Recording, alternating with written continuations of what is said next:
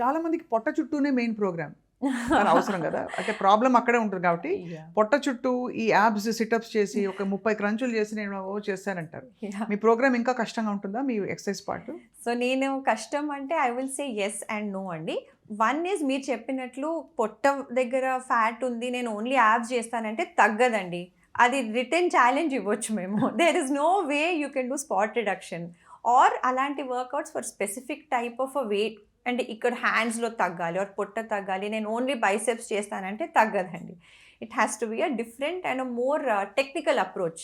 అది if I have to say a technical approach మీరు ఇస్తారు బిఎంఎస్ Yes. ఫిట్ లో. మీ డైట్ ప్రోగ్రామ్ ఎలా ఉంటుంది అసలు? ఫుల్గా మాడుస్తారా, తినొద్దంటారా? నాట్ ఎట్ ఆల్ అండి. వీ విల్ గివ్ ఎంత ఫుడ్ ఇస్తామంటే ఆ మనిషికి విరక్తి వస్తుంది. ఇంకా నేను ఇంత తినలేను, నాకు తగ్గించండి అని మాకు ఆల్మోస్ట్ 1 వీక్ మన ప్రోగ్రామ్ చేస్తున్న కొద్దీ క్లయింట్సే చెప్తారండి, టూ మచ్ అయిపోతుంది ఫుడ్, ప్లీజ్ చెప్పండి ఎక్కడ తగ్గించవచ్చు అని.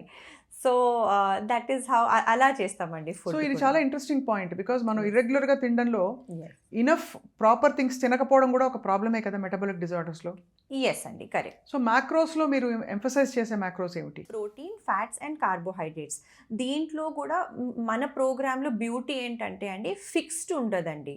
ఇప్పుడు చాలా వరకు చాలా మంచిలో డైట్ ఇస్తారు, ఒక చార్ట్ రాసి ఇచ్చేస్తారు, 1 మంత్ తర్వాత రండి లేదంటే ఇన్ని రోజుల తర్వాత రండి.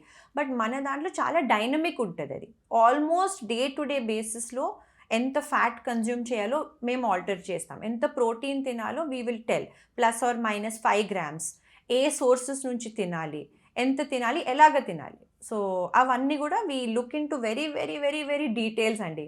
So devil lies in the detail అంటారు.